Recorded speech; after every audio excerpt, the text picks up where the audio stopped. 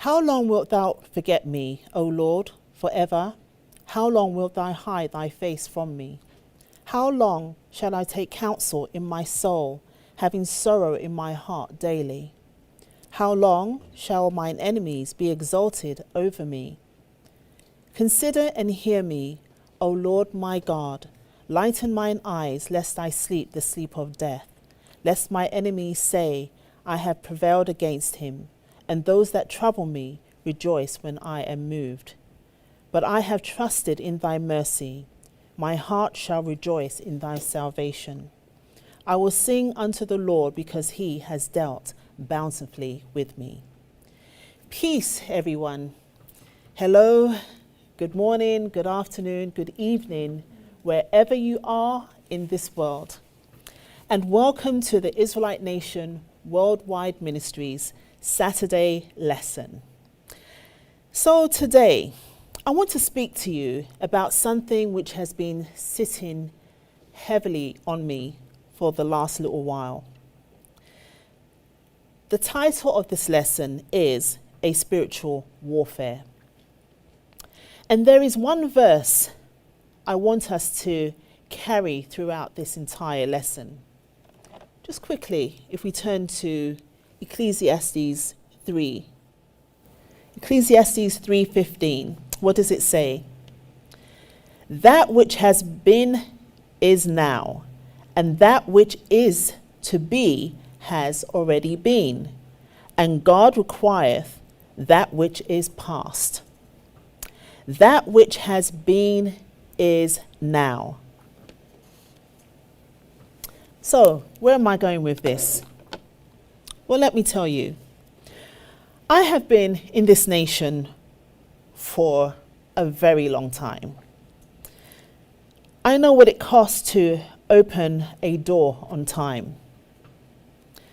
Somebody prayed before you arrived. Somebody swept. Somebody was awake at an hour they will never mention to you. Somebody had a difficult conversation last week so that this morning could be peaceful. Somebody carried a responsibility, badly wanted to put it down and did not. You see the service, you do not see the weak. And then, some time ago, sitting in the middle of an ordinary gathering before the God of Israel, something struck me. And it has not left me since. So I was standing there and I thought to myself, this is real. Not culturally real, not ceremonially real in a way that is pleasant. This is spiritually real. The vows are binding. The appointments are binding. The God we say we serve is not a theme. He is a person. He is listening and he remembers. Now, I found that truly incredible. Why? I thought to myself, this is so incredible, so amazing. And then maybe 4 seconds later, I said, this is actually quite terrifying. It's incredible because we are participating in something greater than ourselves. Terrifying because our actions have great consequences, greater than ourselves. We are not merely doing this for today. We are modeling something for our children that are watching, our children that are coming tomorrow. We are creating memories for young people who will one day be old people. We are setting patterns for generations that have not yet been born. We are creating somebody's history. Have you ever thought about that? We are creating somebody's history. One day, if the God of Israel allows this world to continue, for no man knows what's going to happen tomorrow, people will speak about us as history. They will say, in those days, this is how they served. This is what they taught. This is what they changed. This is what they preserved. Isn't that incredible? Go to Ecclesiastes 1, 9 to 10. The thing that has been, it is that which shall be, and that which is done is that which shall be done, and there is no new thing under the sun. Is there anything whereof it may be said, see, this is new? It has been already of old time, which was before us. So the names change, the faces change, the centuries changes. Human nature has not moved an inch. Pride still is pride. Correction still hurts.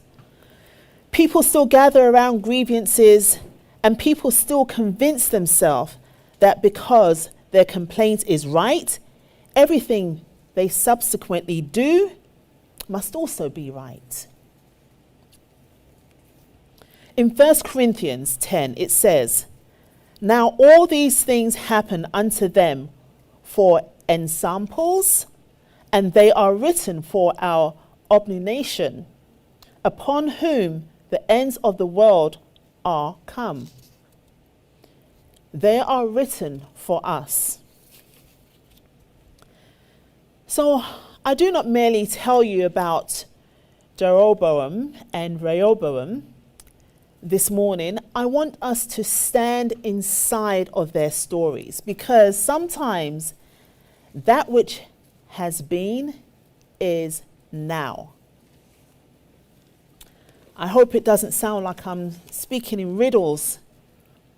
Sometimes I'm listening to myself and I'm thinking, is it understood? The most incredible thing is that this book that we read, this is not just our history book. This is also a book of prophecy. This is our family leisure. This book contains the things that have been, the things that are today, and the things that will be tomorrow. This book is my family book. It was written by my family, the Israelites. It was written about my family. And it was written for my family. And I pray that you come on this journey with me as we look at the depth of the history, because as our elder has said time and time again, if you don't know your history, you are bound to repeat it. And the God of Israel, an amazing God, the God of Abraham, the God of Isaac, and the God of Jacob, he has reminded us time and time and time again of the things that he has done for us as a people. Why? Because we have a short memory, and we seem to do things and not realize that, hold on a sec, that was actually done before. Go back and have a look at the history. Go back and read what was done. These things were done before. And this is why this book is written. This is why it was given to us. And the most incredible thing is that it has followed us throughout the centuries, throughout the ages, in so many different forms. And today it is here right now in this form, the KJV version of the Bible, the 1611. It is here now so that we will not forget. But let's go and take a walk down memory lane and see what happened to our forefathers. The grievance was real. A true complaint is not a blank check. Let us begin in 1 Kings chapter 11. So before we go into the details, I just want to give you a little synopsis here. So King Solomon, he had sinned against the God of Israel. Because of Solomon's disobedience, the kingdom that was established by the God of Abraham, the God of Isaac, and the God of Jacob, was divided. Now Jeroboam was traveling when he met the prophet Ahijah. Okay, so let's go to 1 Kings, because this is where the story begins, and it's a very powerful story. So where am I? 1 Kings 11, and we are going to read from, let's say, 29. And it came to pass at that time, when Jeroboam went out of Jerusalem, that the prophet Ahijah the Shulamite found him in the way, and he had clad himself with a new garment. And they too were alone in the field. And Ahijah caught the new garment that was on him and rent it in 12 pieces. And he said to Jeroboam, Take thee 10 pieces, for thus saith the Lord, the God of Israel, Behold, I will rend the kingdom out of the hand of Solomon, and will give 10 tribes to thee. 10 tribes to thee. But he shall have 1 tribe for my servant David, for my servant David's sake, and for Jerusalem's sake, and the city which I have chosen out of all the tribes of Israel. So here we have it. Let's set the scene. So Jeroboam, minding his own business, walking along the streets in his new garments. And then Ahijah, the Shulamite, just came and saw him and took his garment and tore it into 12 pieces, and told him to take 10. So he took the garment and he tore it into 12 pieces. And he said to him to take the 10 pieces. And why this is what the God of Israel is going to do. He's going to give you 10 of the tribes. You are going to receive 10. That's huge. That's not even half. That's more than half. That's a lot. So he said, okay, I'm going to give you all of this. So Jeroboam, he did not invent the division. The God of Israel told him, I will give you 10 tribes. He had a prophetic confirmation. He had a genuine call. He had a real grievance against the house of Solomon. And he had an extraordinary promise. This was an extraordinary promise. God of Israel, I've got you. I'm going to give you these. Let's go down to 38. And it shall be, if thou wilt hearken. Now we've heard this before. Now this is the God of Israel. He's making this covenant with this man. And it shall be, if thou wilt hearken unto all that I command thee, I will walk in my ways and walk in my ways and do that is right in my sight, and keep my statutes and my commandments, as David my servant did, that I will be with thee and build thee a sure house, as I have built for David, and I will give Israel unto thee. Wow, that is huge. The God of Israel, he's not just promising him these 10, but he's saying, if you walk in my ways and keep my laws, my statutes, my commandments, and do the things that is right in my sight, and keep the statutes and do the things that David did,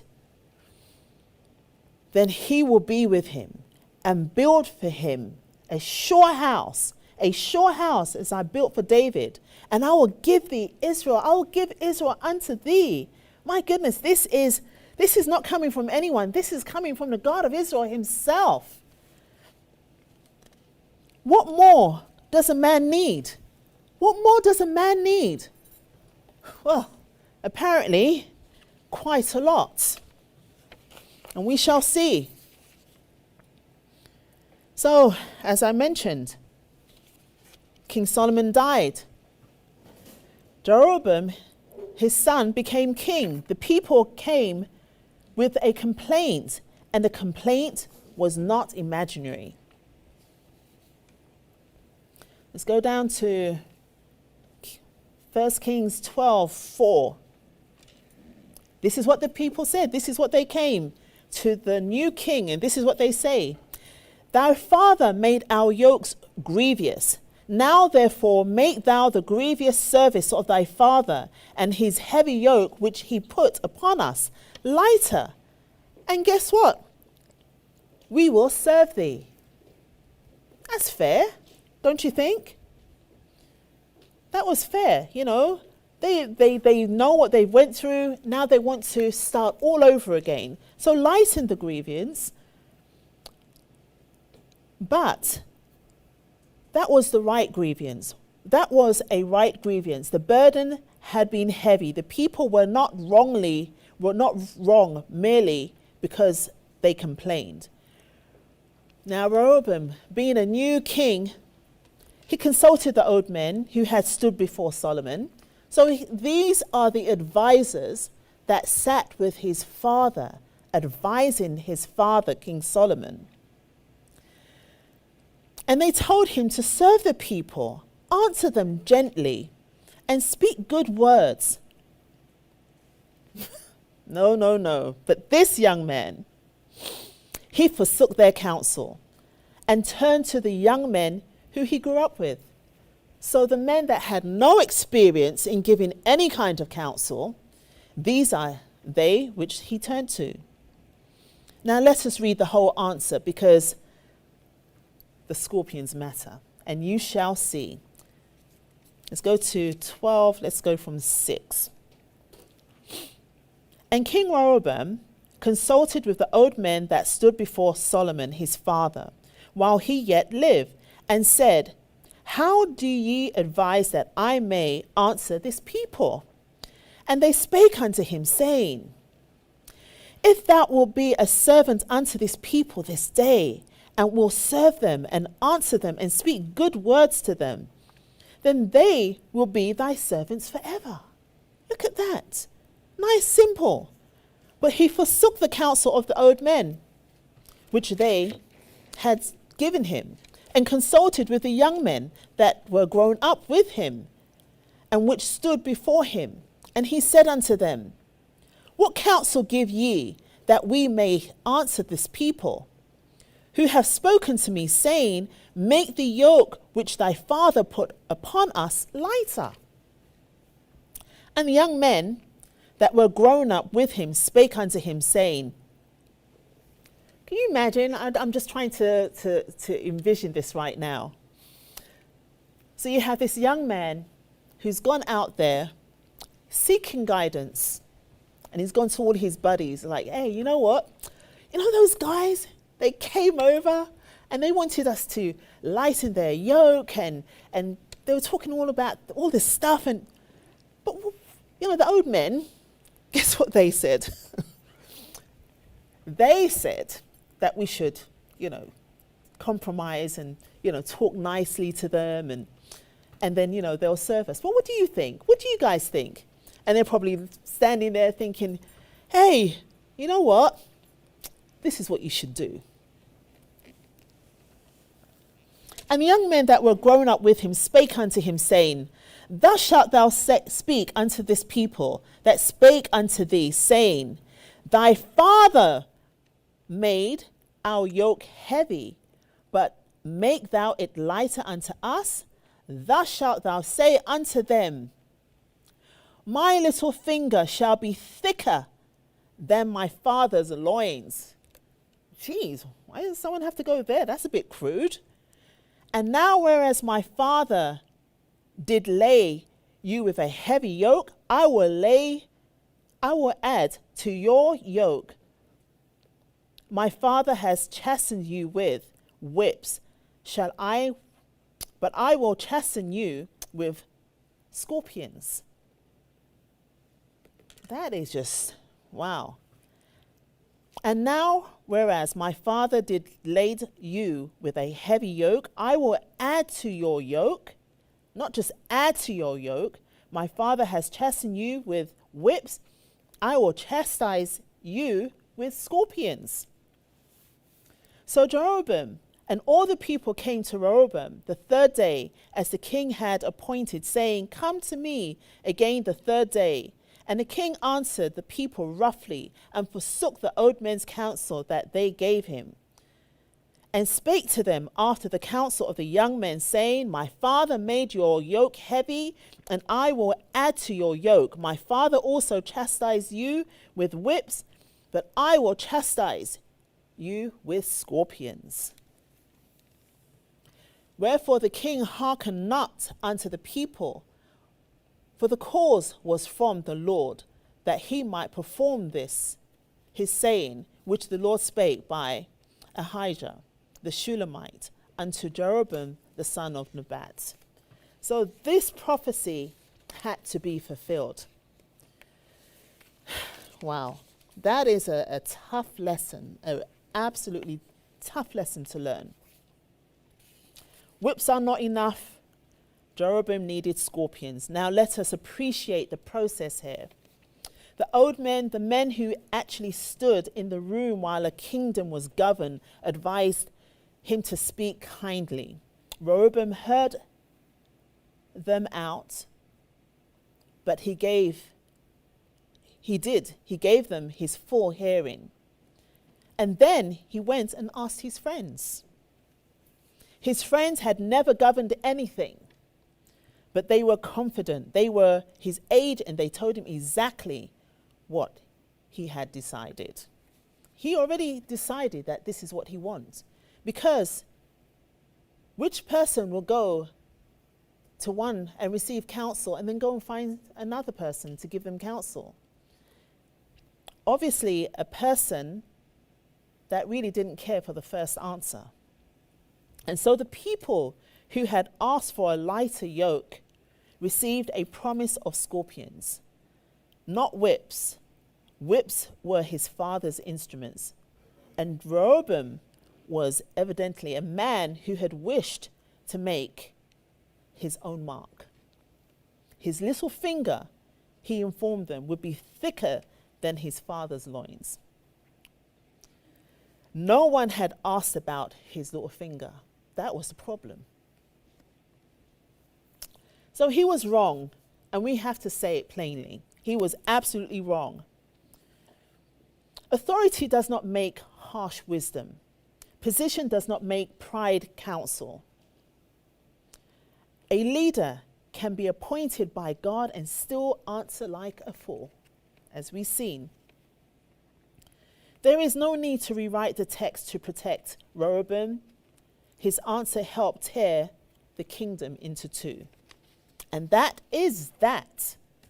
Let's go to 1 Kings 12:16. So when all Israel saw that the king hearkened not unto them, the people answered the king, saying, What portion have we in David? Neither have we inheritance in the son of Jesse. To your tents, O Israel, now see to thine own house, David. So Israel departed unto their tents. Wow, this is the beginning of the great downfall. So then the grievance was real, the answer was wrong, the division had been prophesied. Jeroboam's elevation had been announced by a prophet of the God of Israel. And none of it, not one line of it, was authorized by Jeroboam's device. Now, we take it to another level. We have to take this to another level because this is where things start to get really crazy. You may be right about what happened to you and wrong about what happened elsewhere. For example, you may have been treated unfairly and still respond unlawfully. Somebody else's sin does not turn your invention into God's command. Rehoboam's foolishness explains the separation. It does not sanctify a single thing Jeroboam did. So what did Jeroboam actually do? Let's look at the calculation, because this actually matters. He's now got 10 tribes. He had the word from the prophets. He had a promise of a sure house. Then he looked at the people, and he looked at Jerusalem, and he began to reason. Oh my goodness, he began to reason. Let's go down to 26. And Jeroboam said in his heart, now shall the kingdom return to the house of David.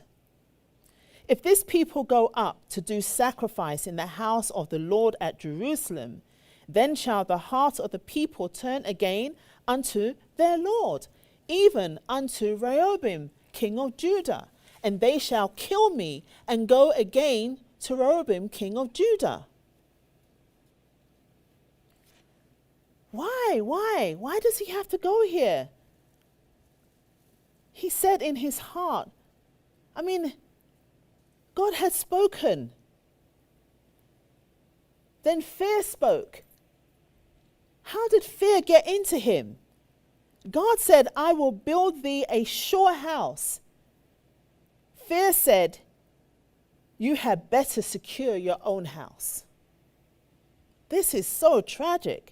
The God of Israel, he made a promise with him. He made a covenant with him.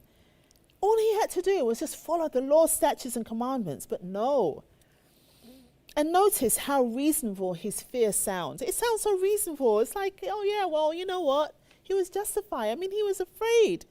If the people worship in Jerusalem, their hearts may return to Rehoboam.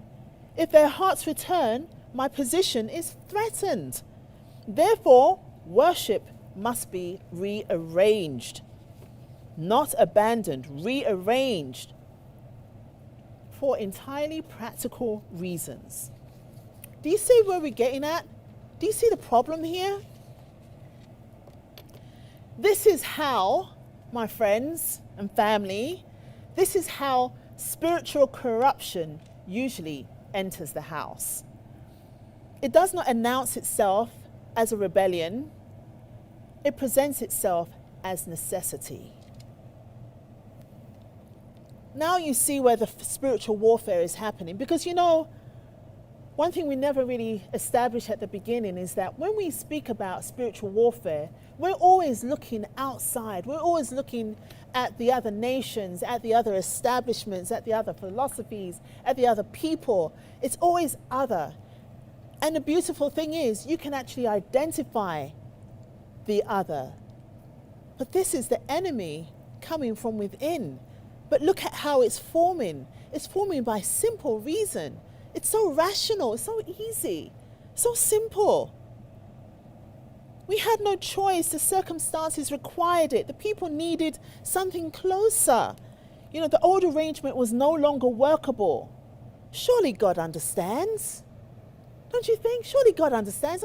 This is a reasonable explanation. Brethren, the most dangerous sentence in spiritual life is not, there is no God. It is, God has spoken, but I have more practical arrangements. It is disobedience. It is seeking after your own understanding. That is very dangerous. Wow, this is the thing that terrifies me. Like I said, as much as everything that we do is real, this is also real. And people don't recognize that. They look at everything else, which is really frightening, but they don't look and see that this, a simple rationale, a simple explanation, this is terrifying. Let's go to 1 Kings 12:28. So we're going to go back and forth. This is it's a really very powerful scripture, but there is so much to cover. And that's why I'm trying to break it up into small chunks that we can actually digest it. But I beg you, go and read it for yourself when you have a moment. So 1 Kings 12:28. Whereupon the king took counsel and made 2 calves of gold and said unto them, It is too much for you to go up to Jerusalem. Behold, thy gods, O Israel, which brought thee out of the land of Egypt. Oh my gosh. Did we not say nothing is new? Nothing is new. Why do you have to use these same words? This is like the words of blasphemy. Oh my gosh, look at it. Oh my God, this is like unbelievable. It's like you're reading this and you're thinking to yourself, am I in the right place? Is this really being said here as well?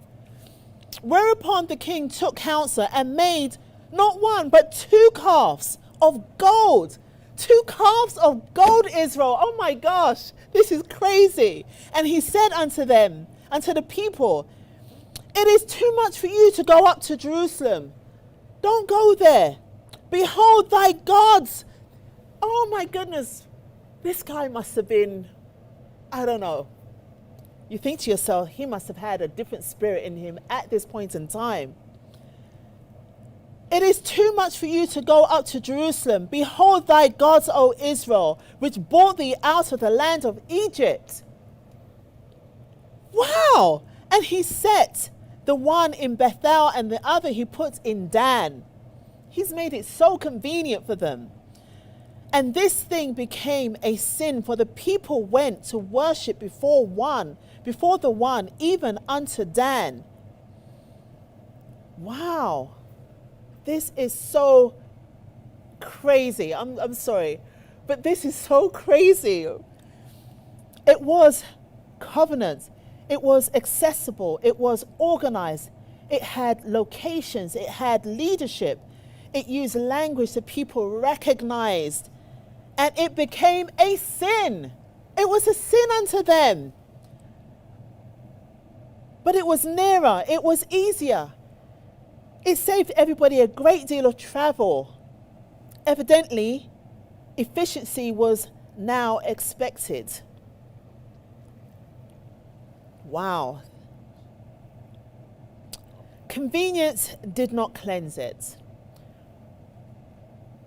Attendance did not cleanse it. This was just, I can't express how terrible this was. This was a thing that worked and it was still wrong. It grew and it was still wrong. This survived for some 40 years and it was still wrong. Apparently, prosperity does not prove approval. And that's the thing. People will look and they'll say, well, you know what, they're doing well. Things are looking good. They have the same colors. They're doing the same thing. They're using the same words. But was it approved? And by whom, may I ask? We are far too easily impressed by visible continuation. The doors are open. The singing is beautiful. So reverent. The garments, they're wearing the correct garments. They're following the calendar, apparently. The children are born and marriages take place and, people are smiling and they're celebrating. Therefore, God must be pleased. No? God must be pleased. We're doing everything. Everything that we've learnt in Jerusalem. Look, we have everything. Jeroboam had crowds. He had 10 tribes. He had feasts. Oh my goodness, he had priests. He had it all. And the Spirit of God still recorded, this thing became a sin. This thing that he did became a sin. the question is not, does it continue? No, that is not the question that we need to ask.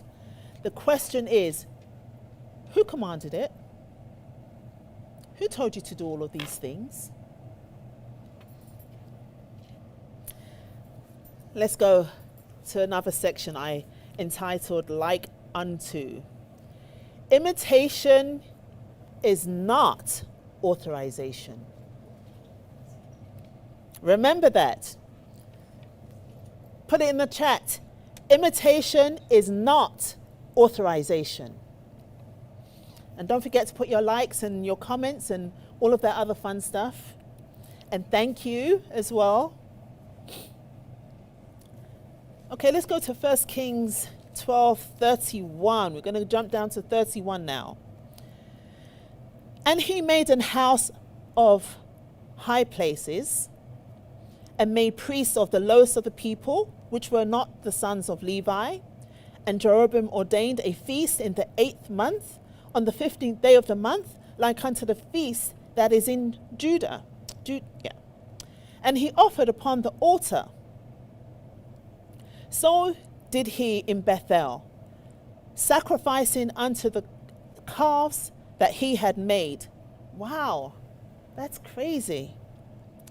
And he placed in Bethel the priests of the high places which he had made. So he offered upon the altar which he had made in Bethel the 15th day of the 8th month, even in the month which he had devised of his own heart, and ordained a feast unto the children of Israel. And he offered upon the altar and burnt incense. Wow. Like unto, 2 words. They are devastating. Like unto. Not foreign, not unrecognizable, not so different that everybody could have spotted it from across a field. Like unto the feast that is in Judah. There is the problem. There, everything looks alike. Do you see what I'm getting at? Everything looks like that which was in Judah. But it was not Judah. This was not the place where the God of Israel put his name. This was not the place. It had the shape of something received, but not the authority. It had the appearance of continuity, but not the command. It borrowed the form and changed the source. This is the key, the source. Somebody looking from a distance might say, oh, that it looks the same. It looks the same. I mean, they have an altar, they have priests, they have feasts on the 15th day, they have a language of Israel, they speak about the God who brought Israel up from the land of Egypt. Therein lies the problem. Wow, there's like such a line between the truth and the lie. There's such a line that it's almost like a floss just thrown on a floor that's already white, and you can barely see the line. The line is, you have to have that spiritual eye, that understanding has to be given to you in order for you to see that.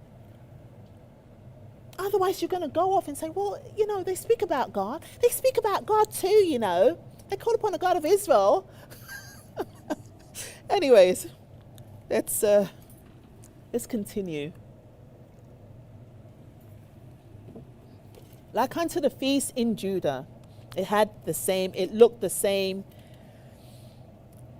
and therein lies the problem. The difference was not visible. The difference was governmental and spiritual. That's why it's a spiritual warfare. That's why we're not saying it's a physical war that's happening today. Because remember what we read in Ecclesiastes. There's nothing new under the sun. We're not talking about a physical war. We are talking about a governmental and a spiritual war. You cannot see a spiritual war. But that's why we have this book. That is why we resort to this book, so that our eyes can be open. We can see the folly that is taking place. Okay, so let's see, where am I? So Jeroboam did not stop worship. He redesigned worship around the security of himself. He did not ask the people to become atheists. He offered them a religious alternative. He did not discard everything familiar. And that is the problem. He did not discard any of these things because they were far too useful. They were far too useful. He had to use the instruments that they recognized. This is subtlety. Counterfeit currency works because it resembles currency. I shall say that again. Counterfeit currency works because it resembles currency. Now here is the irony in the chapter that I cannot walk past. Jeroboam did not invent a feast, he moved one. He did not invent an altar, he built one like unto. He did not invent a priesthood, he simply widened the entrance requirement considerably. Everything he needed, he already had. And he had it because he had stood inside the very thing he was now replacing. So he was actually there. He knew exactly what it looked like because he was there. He was in Jerusalem back in the days. He was in Jerusalem. He partook in the feasts and the services. He knew exactly what was required. He saw how things was done. He saw the colors. He saw their garments. He saw everything that they had. He saw how they celebrated. He was there. He became the enemy because he was inside. And then he took that which was inside outside. He took and he placed it in a different place. And he said, what did he say? These are your gods, Israel, that brought you out of the land of Egypt. He said it. He said it. Wow. A man cannot counterfeit a currency he has never held. He cannot create something he has never seen or held. He cannot. He cannot. He cannot know what is in your bedroom unless you invite him into your bedroom. He cannot forge a signature he has never seen. Imagine that. He cannot do that. Everything that made Bethel persuasive, the shape of the feast, the language of the prayers, the confidence of the ceremony, the sense that this was ancient and weighty and right, Jeroboam knew because somebody taught him. Somebody taught him first. And the God of Israel did not teach him this. This is not what he was commanded. Somebody taught him this. The house was wrong enough to leave. The house was wrong enough to leave. Don't go to Jerusalem. Don't go to Judah. Don't do it. Stay here. Judah is wrong. But it was right enough to furnish the same way. That's crazy. I don't like this. I hate it. It's wrong. You know, this is not the place for you to be. But I'm going to take everything that I've seen in the house and put it into this house. Do you see the craziness? How absurd that is? Wow. And that is a curious kind of rejection, brethren. It requires you to keep the calendar. It requires you to keep the garments. It requires you to keep the order of the wedding and the order of the feasts and the words you said over the bread. It requires you to do the whole thing, not one single alteration. From the place you could no longer bear to stand. It requires you to do all of these things. That was in the place that you can no longer bear to stand. And you reject a teacher. You reject a teacher that taught you. But every word that proceeds out of your mouth for your ceremony came from that teacher. You reject a teacher that showed you. But everything that you do came from that teacher. Do you see the craziness? That to me is impossibly crazy. And if anyone should say, but it looks the same, Scripture has already answered it. It's not the same, it's like unto. Like unto, it's not the same. It will never be the same. It would always be like unto. So once Jeroboam created a new center, he needed men to operate. And so, of course, he had all of his appointments. We go to 1 Kings 13.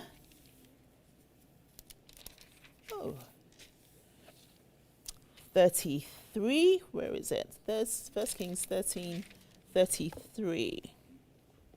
After this thing, Jeroboam returned not from his evil ways. Now, why would the scripture say it was evil if he was doing everything that was right? It says, he would not return from his evil way, but made again of the lowest of the people priests of the high places. Whosoever would be, he consecrate him. And he became one of the priests of the high places. Whosoever would. It doesn't matter if you decided, oh, I want to be a priest. You know what? That's a good thing. You're just the person we're looking for. No qualifications. No, it doesn't matter. No, it doesn't matter if you're clean or unclean or whatever. No, you come and join. You just sign up here.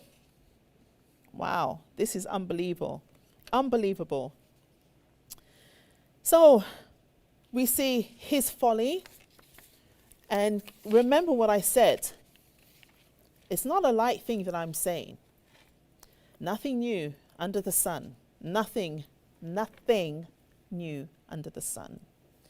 Different names, faces, location, same acts. 2 Chronicles 11, 13 to 16. And the priests and the Levites that were in all Israel resorted to him out of all their coasts. For the Levites left their suburbs and their possessions and came to Judah and Jerusalem. So the Levites is like, you know what, this guy is kind of off his rockers. He's doing some interesting thing. We need to leave. For Jeroboam and his sons had cast them off from executing the priest's office unto the Lord. So they didn't want to even listen. It's like, you know what? Yeah, we need to get out of here.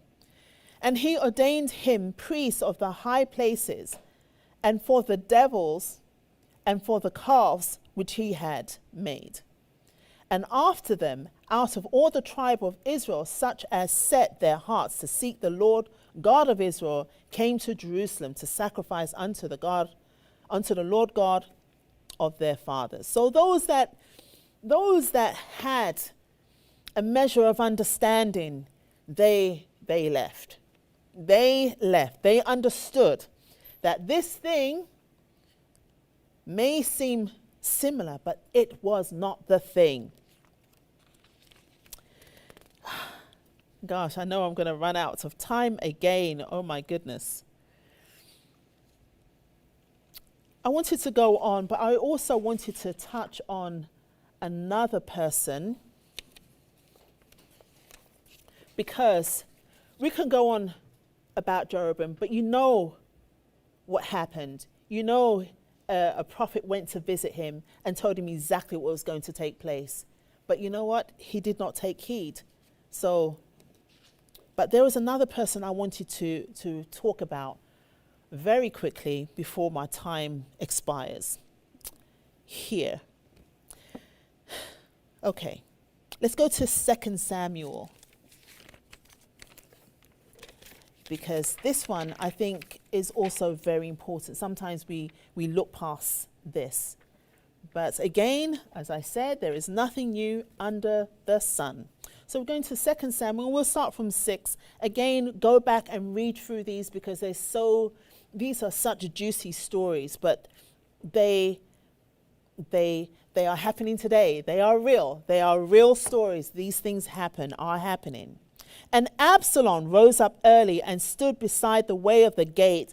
And it was so that when any man that had a controversy came to the king for judgment, then Absalom called unto him, "Hey, you," and said, "Of what city art thou?"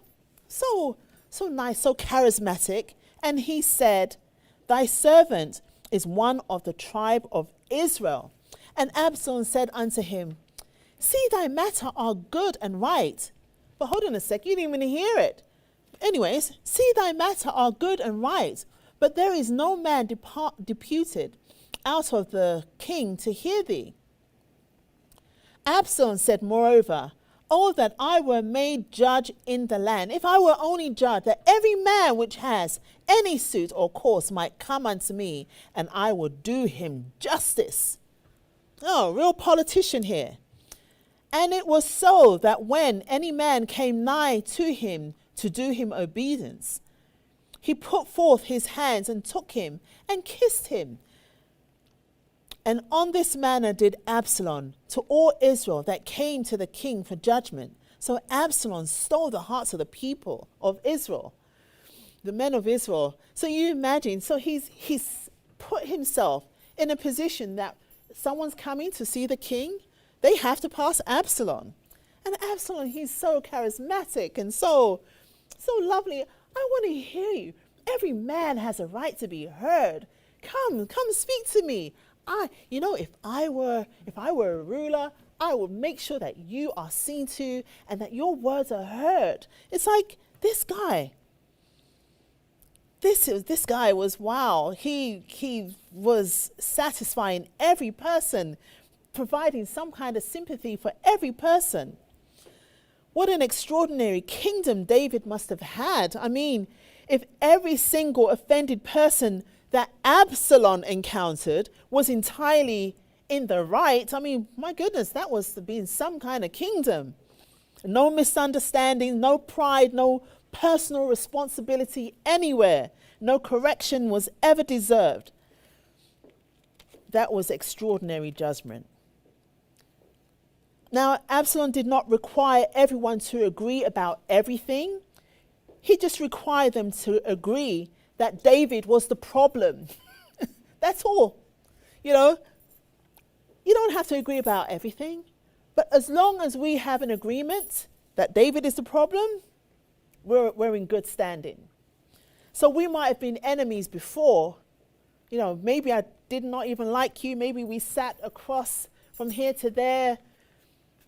But as long as we have a common enemy, we're good now. There is something in this pattern stranger than recruitment, and the scriptures does not miss it. It's like you'll see this time and time again. You'll see the enemies come together for a common mission. People that haven't spoken to each other for years, and they'll come together for a common mission because they have now a common enemy. And so they can take everything that they've learnt here, taught, and take it to somewhere else. And now they're best of friends. Interesting. Interesting indeed. So it looks like a reconciliation. It has the warmth of a reconciliation, and it photographs beautifully. It looks so good. But I have to be frank, I have to be frank right now, because this is the whole matter. There is a spiritual warfare. And I'll tell you plainly that my Elder Shadrach, he has taught this doctrine for years. He has showed us the name of our God, the God of Abraham, the God of Isaac, and the God of Jacob. He has given us the colors. He found out what the God of Israel's favorite colors are, and he told us about it. He gave us our constitution that we have. He wrote it. He gave us the pledge that we say every single Saturday, every single new moon, every single Sabbath, every single time we get together. Even when we are by ourselves, we say the same pledge. He gave us the songs that we open with and that we close with. He gave us all the fundamentals. He gave us the foundation of this Israelite nation. He gave us the house of Israel. He gave us our identity. We know what to call our God. We know what to name our children. We know what to do with our children.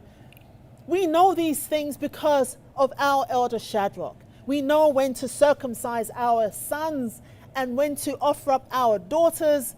We know this. We know how to celebrate a cycle. Where else in this world would you go and find someone celebrating their cycles of 7? Where? It was found right here at this nation, this house of Israel. This is where it came from. Where else would you go in this world where you will hear the God of Abraham, the God of Isaac, and the God of Jacob's name glorified? And we have our feast to glorify his name. We keep the laws, the statutes, and commandments. We keep his judgments and his precepts. Our Elder Shadrach has chosen men and women and elevated them to teach the people. And because of a little correction and because of a little whatever the case is, read about Jeroboam. Read why that is an issue. Read about the things that are always done. Different faces, different locations, different outfits even. But it's the same thing. It's the same thing time and time again. I have to stop here because, like I said, when I stood there that one day and I looked around me and I saw what I saw, and the greatest joy was in me to know that the things that we are doing is going to be going down in history, and our children will be reading about these things. And that the things that we do, the services that our Elder Shadrach has taught us how to do, these are going to be recorded. They're going to say that, back in the 2000s, back then, they celebrated the 400 years. Back then, they called upon the God of Israel. Back then, this is how they did things. They're going to say that in time to come.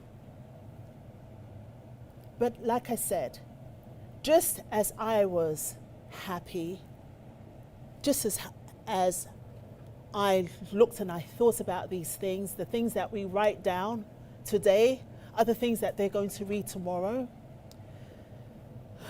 I also felt the greatest fear. And the fear is knowing that this is so real. There is truly a spiritual warfare. That is real. Brethren, friends, brothers, sisters, friends, family, it is real. This is so real, what is happening. happened before and it's happening now. So be wise, ask for guidance, ask for wise counsel. Seek the Israelite nation, because I'm telling you, what you see out there is a counterfeit. Is the counterfeit. This is where you find the truth. This is where it's happening. It's happening today. This is the Israelite nation, Worldwide Ministries, and we serve the true and living God, the God of Abraham, the God of Isaac, and the God of Jacob. Peace.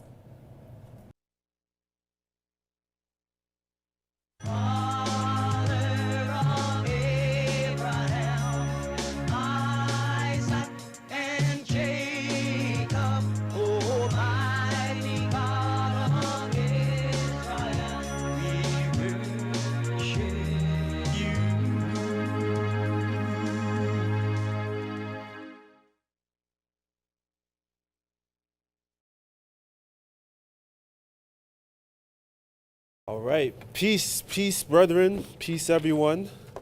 Hello to everyone. That's all the way out there in cyberspace. Friends, family, guests, newcomers. Welcome to the Israelite Nation Worldwide Ministries. First of all, if you can give it up for Officer Charmaine again. That was a really, really great opener and starting us off. I think she already said everything. There's nothing more for me to say at this point because she covered everything. I don't know what I'm gonna say now. I gotta figure this out and come into it. But it's a very interesting topic. She said so many great things already, and I think it's a very important topic. Spiritual warfare, folks. We're talking about spiritual warfare. I wanna take some time because I want to make sure that you can leave here with something tangible, that you have some kind of further understanding of what it really means to be an Israelite, of what it means to commit yourself spiritually towards something. Because you can't have good things in this life if you're not willing to sacrifice for them. And often, to be in great places or to have good things requires a lot of responsibility, a lot of accountability. But not to sound too serious, on a lighter note, this week I actually had a chance to watch the new Spider-Man. It was really, really good.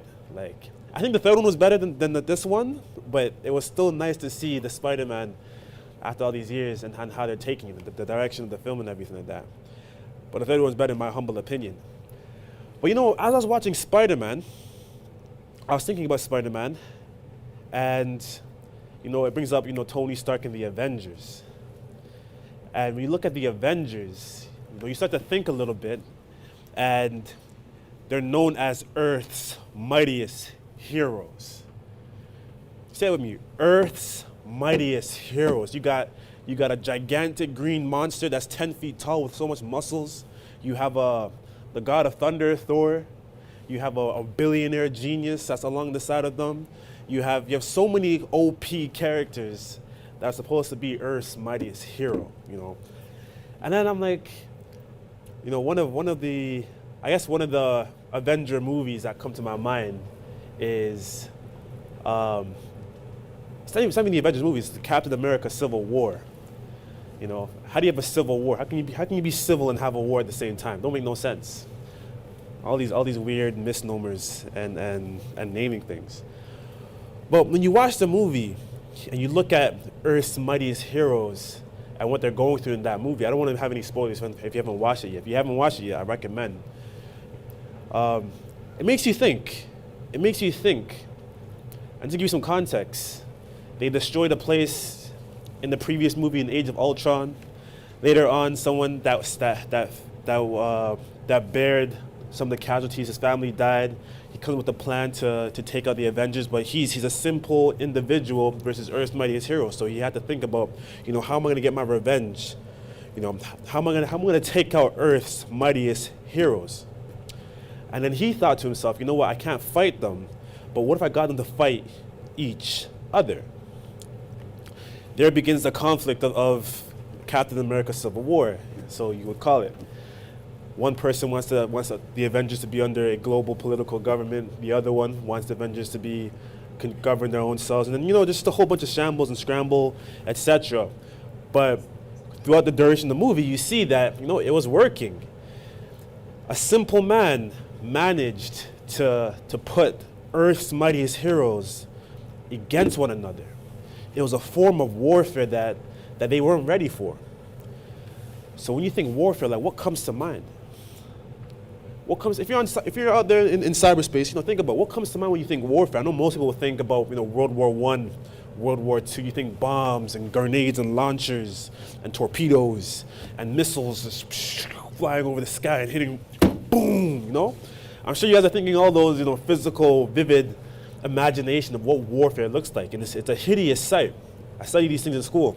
It's not a pretty thing to observe or watch or to imagine being enlisted into war against your will and knowing that you have a high chance of, self-deletion. It's a terrible, terrible reality. War is not pretty. It's not pretty at all. And sometimes, you think you need a huge army to take out that army and to win the war.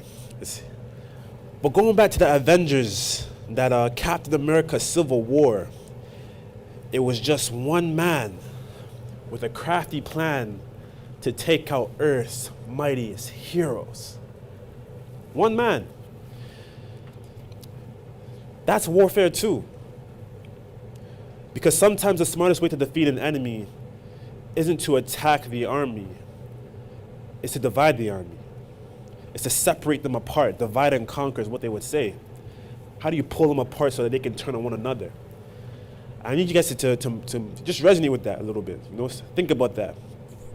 I know when Officer Sherman was up here before, she talked about, her appreciation of being an Israelite. And I share that same appreciation too. I'm so grateful and glad and happy that I too am an Israelite.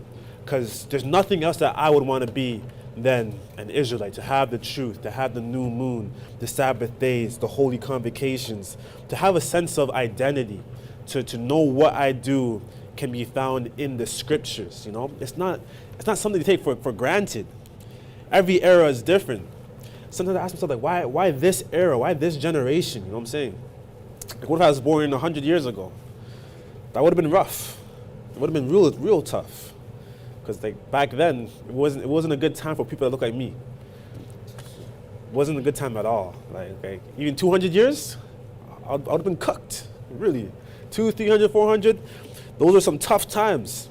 I'm grateful I wasn't born in those times, but I was born in this era. And to be here, even to be an Israelite, it's a blessing. It really is a blessing. History is interesting like that. But the topic today is spiritual warfare. And I want to read you something before I dive even deeper into this.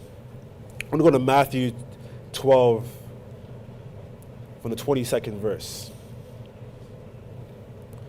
So keep Captain America Civil War in your mind. Think World War I. Think World War II. That's probably an idea of war, Then was brought unto him one possessed with a devil, blind and dumb, and he healed him in so much that the blind and dumb both spoke and saw. And all the people were amazed and said, "Is not this the son of David?" So this is Jesus the Christ who's casting out a devil, for some context. But when the Pharisees who were also Israelites heard it, they said, "This fellow doth not cast out devils, but by Beelzebub, the prince of the devils." So they see a miracle. They see Jesus Christ cast out a devil from the person. And he's like, guys, this is not of God. This is not of God. This is from the devil. Follow me for a second. I'm going to bring it together just now. And Jesus knew their thoughts and said unto them, "Every kingdom divided against itself is brought to desolation, and every city or house divided against itself shall not stand." Did you hear that? Every city, every nation, every house that's divided against one another will not stand. You following me for a second? We just spoke about the Avengers. We spoke about how one victim of a casualty from the previous movie, how he rose up to defeat Earth's mightiest heroes. And they were Earth's mightiest heroes because they weren't just any people. They were the Avengers. They were strong. They were mighty. Some were gods. Some were gigantic beasts with muscles. Others were billionaires that were geniuses. Others were super soldiers that came out of a bottle of super serum. You know what I'm saying? These were every regular people. And no matter how great they were taken down by one person and propaganda. All he had to do was just throw some political misinterpretations on one side, throw some political misinterpretations on the other side, and it was easy because there was already cracks within the team.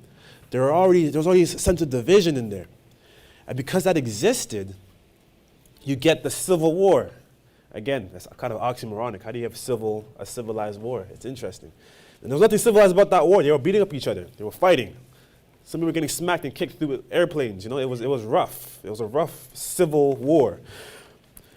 Nonetheless, no matter how mighty or great that you might be, warfare can be carried out in so many different kinds of ways. And one of the most destructive ways, one of the most powerful ways that has a lot of results and very, very effective is division. It's propaganda. It's separating people apart because together we stand, but divided we fall. It's division, divide and conquer. From day one even till this day, if I can shake things up, confuse you, make you feel like you're being led in that direction, led in that direction, and doing this, and you're mighty and you're great, best believe I can take you down. Because you're not a threat when you're by yourself. You're a threat when you come together. The Avengers are only Earth's mightiest heroes when they're together. But when they're apart, they're just a civil war. You get me? This is known from day one, folks. Divided against itself is brought to desolation, and every city or house divided against itself shall not stand. And if Satan cast out Satan, he is divided against himself. How shall then his kingdom stand? You see that for a second? If Satan cast out Satan, how then can his kingdom stand? This is a whole different topic now. Because we're talking about a civil war before, which was physical. But then, what about spiritual warfare? You know? What about spiritual warfare? Let me continue reading this though. And if by Beelzebub cast out devils, by whom do your children cast them out? Therefore they shall be your judges. I asked you, but what about spiritual warfare? Because, you know, everyone talks about spirituality. Everyone talks about manifestation and doing this and doing that and reaching new heights and vibrations and all these wonderful things. And we look at warfare. Warfare can be carried on many different ways. Many different ways. I use the Avengers as a point of conversation because they're supposed to be great. They're supposed to be mighty. They're supposed to be the ultimate, like the epitome of what you want to be. And then I think about the scriptures. I think about the Bible. I think about, is there anything in this book that describes the epitome, the pinnacle of what someone may want to be? And in my eyes, that is an Israelite. Hold on there, yeah. Hold on. Let me speak. Let me just cook. Give me a second, because I know everyone has different belief systems. But really and truly, it is to be an Israelite. And for those of you that are brand new here, let me catch you up.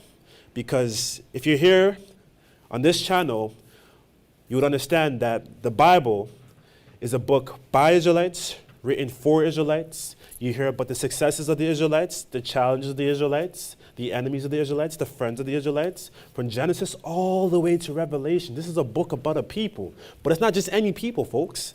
These are God's people. God's people. The scripture describes them as a father-son relationship. You can read throughout the scriptures about how he gave him his name and he is holy. And so they must be holy. You get what I'm saying? That's a lot of responsibility there, folks. That they are the crown jewel of his eyes. That they are his holiness. His glory. My bad, not holy. His glory. That's a lot of responsibility that They're up there. They really are up there. You feel different? Show me different in the Bible. You can go to Amos 3 and read verse 1 to 2. Hear this word that the Lord has spoken against you, O children of Israel, against the whole family which I brought out of the house of Egypt, out of the land of Egypt, saying, you only have I known of all the families of the earth, therefore I will punish you for all your iniquities. You only have I known. And because I've known you only, I'm going to punish you guys only. Because you're the only people that I care about. Listen to Exodus, the second book. Early on, this has been established that now therefore, if ye will obey my voice indeed and keep my covenant, then ye shall be a peculiar treasure unto me above all people, for all the earth is mine. A peculiar treasure above all people, because all the earth is mine. Why would you not want to be an Israelite is what I don't understand sometimes, you know what I'm saying? Like, why would you not want to be an Israelite? Am I crazy for asking that question? You hear the story of Abram, whose name was changed to Abraham. You hear that he tried so hard and he had Isaac at an old age, which was a miracle and a blessing. Then came Jacob, and Jacob's name was changed. Jacob wrestled with God, and his name was changed to Israel. And Israel begat the 12 tribes of Israel. And all throughout the scriptures, you hear about Israel this and Israel that, and Israel, and the Israelites. Where are you from? Oh yeah, I'm of the house of Israel, from the tribe of Benjamin. Like, why would you not want to be an Israelite? That you read in Romans that they have the service of God, the laws, the covenant, even the glory, even the spirit of adoption. You know, so why would you not want to be an Israelite? Why would you not want to be an Avenger, Earth's mightiest hero? You watch Spider-Man. Spider-Man's going all huge about, being the Avengers, Earth's mighty. He's like, you know what I'm saying? Like, why would you not want to be that? But what I want to zoom in here, folks, what I want to I guess, examine is that everyone wants to be an Israelite, but no one knows or understands the depth of the challenge of what it means to hold that responsibility on your head. The scripture says that we are a royal priesthood unto the world. Royalty means, like you're up there. Kings and princesses and queens and all these wonderful things. But heavy is the head that wears the crown. You understand that? It's not a low barrier to entry where I can just show up and say, now I'm an Israelite. There is requirements, there are steps, there are expectations that you have to fulfill in order to maintain and stay true to the obligation. Some philosophies out there don't require you to do much. All you got to do is say, yeah, I love you, Jesus loves you, or someone loves you, and you believe in them, then you're set, and you're good. That sounds so nice. It really is. It sounds really nice to just to have that as the requirement, and then boom, you're all set. You're all good to go. But it also makes you think, like, how do they even get that big? Like, imagine like a random person named Harpreet comes to you and says, or someone comes to you and says Harpreet loves you, but like, who's Harpreet? So it's very interesting to see how certain philosophies grow. But the point being is when you're an Israelite, to be a child of God, like a real child of God, there is requirements for you to do. You got to keep the laws, the statutes, the commandments. You got to uphold the Sabbaths, the new moons, the holy days. You have to put in the work each and every day. You have to stay diligent and keep those commandments, to not serve no other God, to love the God of Abraham, Isaac, and Jacob with all your soul, all your body, all your mind, with all your existence. Like unto the second commandment is to love your brethren too. It's not an easy thing because relationships are difficult to maintain. Even the bigger they get, the harder it is. It's a challenge. It is a huge challenge. So now we got to talk about spiritual warfare, because warfare is not always physical. Sometimes warfare is just propaganda dressed up in a way where it causes division and sows discord. Do you know what war stands for? War stands for watchfulness against rebellion. Watchfulness against rebellion. War. Because if I could find a way to insert rebellion into all of you, I win the war. I win the war. That's what war means. And it can happen in many different ways. But I know these things because I've read about these things before. I've seen them somewhere. You've seen them somewhere. We talk about it on a daily basis. But let's understand spiritual warfare here for a second, because the battle is spiritual. And that's the first thing you have to understand here. The battle is spiritual. You won't see AK-47s on the battleground. You're not going to see bazookas. You're not going to see missile launchers. You're not going to see M16s and tomahawks. You're not going to see any of that stuff, because the mere mirror of spirit means unseen.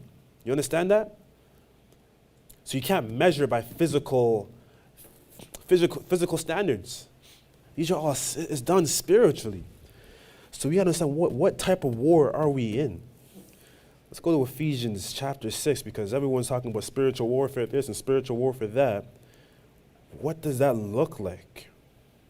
We're going to go Ephesians chapter 6. Follow me for a second. We're going to walk through this slowly. Finally, my brethren, be strong in the Lord and in the power of his might.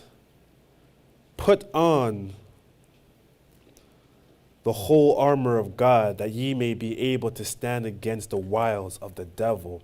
For we wrestle not against flesh and blood, but against principalities, against powers, against the rulers of the darkness of the world, against spiritual wickedness in high places. I read this, I know a lot of people read this, don't get me wrong, a lot of people read this, but do you understand that? Spiritual wickedness in high places. It's like, it's not a physical thing in the high place, it's a spiritual thing in the high place. That's the first thing. Most people have difficulties, let alone challenges, of understanding the idea of spirit. So do you really understand what spiritual wickedness looks like in high places? If you can't even comprehend spirituality in the first place. We live in a physical world. People want to be very physical. Everyone is always looking at physical things, the size of an army, beauty standards, and all these other physical things and measurements and objectivity, they would say. You know, your highest form of standard of what's good and how we live our lives is objective evidence, physical evidence. But wickedness and principalities in high evil places, how do you go about that? That is the type of war that you're dealing with. It's like you can't see it. You're not supposed to see it, unless you have a trained eye to see those kind of things. But most people don't. Most people have forgotten the ways of what it means to live a spiritual life and have an understanding of culture and why we do the things that we do as a people and have particular practices to protect yourself spiritually. But I want to make sure that we understand that this is a spiritual warfare, that if you decide to be an Israelite, because there's only two sides. And Michael told me there's only two sides. There's the side of the truth and the side of the lie. Which side are you on? Truth or the lie? It's a big understanding to digest, but there's only two sides, because the definition of righteousness literally means to be right. And if you're right, that means you can also be wrong. And to have a differentiator between right and wrong, you need to have a law. And if you have a law, then you have a lawgiver. Do you understand that? You have a lawgiver. So who is that lawgiver?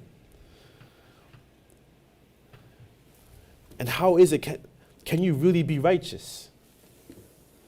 How can you be righteous? But the most important thing that I think you need to understand is that the spirit moves the body. Understand, the spirit moves the body. And I hope this is making sense, because when you bring it all together as a people, as an Israelite, being an Israelite, and what it means to live this life and to understand the scriptures, there is a spirit that moves us as a people. There is a spirit that moves us as a people. And you know that spirit is with you by the behavior and how people move and how they act like. Just watch them. I've seen this before. I know this behavior before. Emotions are spiritual. They're highly spiritual because you see the movement of an individual that carries out a certain kind of emotion because the spirit quickeneth the flesh. I know what someone looks like when he's angry. I know what someone looks like when they're sad. I know what someone looks like when they're jealous. I know what someone looks like when they're envious. They all have particular movements, a kind of pattern. So we know those spirits. We know the spirit of peace, love, truth, prosperity, and power.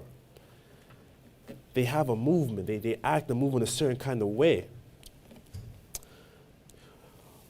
You know, in war, watchfulness against rebellion, there's three things. There's three things we're going to go through. Is know the war, which I just told you about, which is spiritual warfare. Know the pattern so that you can recognize it. And know how to stand. Because if you're in a war, that means you're a soldier. And a strong soldier stands. But I want to take you through two stories, because I think these two stories are very relevant to warfare, especially spiritual warfare, and knowing and understanding the pattern, because history has the tendency to repeat itself. If you take anything here from today, just remember that. History has a tendency to repeat itself. And I see it all the time, over and over and over again. There's nothing new underneath the sun or old underneath the moon that you just heard before. That Officer Charmaine just said. There's nothing new underneath the sun or old underneath the moon. Spiritual warfare has been going on for years. It's been going on for years. But we're blessed and fortunate enough to have a book. And you see how this connects just now. We're going to go to Numbers 16 because I want to talk about Israel. I want to talk about Israelites because everyone wants to be an Israelite, but you have no understanding what it means to be an Israelite and what it comes with and what those have come before you have done before and what you do today. Some people feel like, okay, I already know I'm an Israelite. I do this, I do that. You don't know because if you do know, you'll be more diligent and cautious than you ever have been before because you're not immune or spiritual proof to the effects that happened before in the past. The scripture says to practice the laws diligently. Diligently, meaning you can't just willy-nilly do it. It requires intentful will to carry them out and fulfill that mandate. It's not an easy job. But we got to understand our history. Because you don't know your history, then you're going to fail your future. So Numbers chapter 16. We talk about my guy Samuel. Sorry, number 16, we talk about my guy Moses. Now Korah, the son of Izhar, the son of Kohath, the son of Levi, and Dathan and Abiram, the sons of Eliab, and On, the son of Peleth, sons of Reuben, took men. And they rose up before Moses with certain of the children of Israel, 250 princes of the assembly, famous in the congregation, men of renown. So these are Israelites. These are Israelites. You had influential Israelites. You had princes. You had those that were able to gather up and bring the people together. And these were men of renown. They weren't just any people. They weren't just any people. They were the best of the best, the upstandings, those that had influence over the people within Israel at that time. And if you don't know where you are, folks, we're in the time where we're in the wilderness with Moses. So Moses just brought the people out from the Red Sea, and now they're wandering in the wilderness for 40 years. And this is the moment that we're in right now. And they gathered themselves together against Moses and against Aaron and said unto them, Ye take too much upon you, seeing all the congregation are holy, every one of them, and the Lord is among them. Wherefore, then lift ye up yourselves above the congregation of the Lord. This is so interesting. This is very, very interesting. Let me get my water going up over here for a second. And let me give you guys some context here, because in my household, as an Israelite, we know that every male child that openeth up the womb is holy unto the Lord. You guys didn't know that, because you probably didn't read your scriptures. But it's a fact. It's not a coincidence that, I believe it's 1 Peter where he says that we are a royal nation, a royal priesthood. So not just royalty, but we're also a priesthood. We have spiritual obligations. It's not a coincidence. Unto the world. It's not a coincidence that the description of the people where it talks about us being a peculiar treasure unto the Lord, it's purposefully said. There's favor being an Israelite, because being an Israelite, it makes you God's child. It makes you an authentic, legitimate child of the God of Abraham, the God of Isaac, and the God of Jacob. Anyone that says they're a child of God and they're not an Israelite is not telling the truth or lacks understanding thereof. Because it says it verbatimly. I can pick up references over references scripturally that being an Israelite makes you a child of the true and living God. Because the Bible is about Israelites, for Israelites, written by Israelites, all for those people and what they do. It's the number one book in the world, and that's not a coincidence because it was written by Israelites. They have that favor, they have that spirit, they have that magic touch. Not even a magic touch, that's a blessing. That the whole world knows about the scripture. It's the number one book of the world. And it's the number one for a reason. But I say all that to say, he comes up to Moses saying, yo, Moses, I'm holy like you're holy. I'm an Israelite too. So why do you feel like you're better than me? You know? Why do you feel like you can stand up and be better than me and you're greater than all of us? I deserve to sit at the head table as well, okay? Look, I get it. You split the sea, cool. I can do the same thing too. Like, you see how it's the birth of envy. Envy comes when you start to compare yourself to another person that you feel you're just as good. That's where envy comes from. It's a scary thing because when you start to shine, you cast shadows. And envy is an emotion that exists. It's an emotion. Like, you have to understand, it's an emotion. You're capable of feeling it no matter who you feel like you are. I'm capable of feeling envy. You're capable of feeling envy. You're capable. Everyone here is capable of feeling that emotion. It's not just unique because this person's evil or bad. It comes. It exists. The spirit of envy exists. And you got to learn how to handle that and how to control that and how to win that battle when it does come, because it will come. Envy is not unique to an evil or bad person. It's an emotion. You experience it. It quickeneth and moves a person to do a certain kind of thing. Envy and jealousy are different, but they both often end the same way. And you're not unique to that. Same thing as sadness, anger, unless you're a psychopath. That's a different kind of story. But nonetheless, envy is real. But listen to this, though. And when Moses heard it, he fell upon his face. Immediately, he's like, he doesn't want this. He sees the challenge and the drama and the stress. He's like, okay, guys, you win. Don't do this. Falls to his face, shows extreme humility. And he spoke unto Korah and unto all his company, saying, even tomorrow the Lord will show who are his and who is holy, and will cause him to come near unto him. Even him whom he hath chosen will he cause to come near unto him. This do take you censures Korah and all his company. Before I get to that, he makes it clear, like, I get it. It's great to be an Israelite. It's great to be and have favor in the eyes of the Lord. But my God is not just any God. My God's a God of discipline. There's order, there's structure, that the people should be able to turn to leadership, that we can be organized. There's something about organization that's a very powerful thing, because organization allows you to achieve uncommon results, guys. Like, there's petty crime, which is like someone tries to rob a store, it's unorganized, which is not really a big problem. But when you have organized crime, it's a huge problem. Organized crime is a huge problem.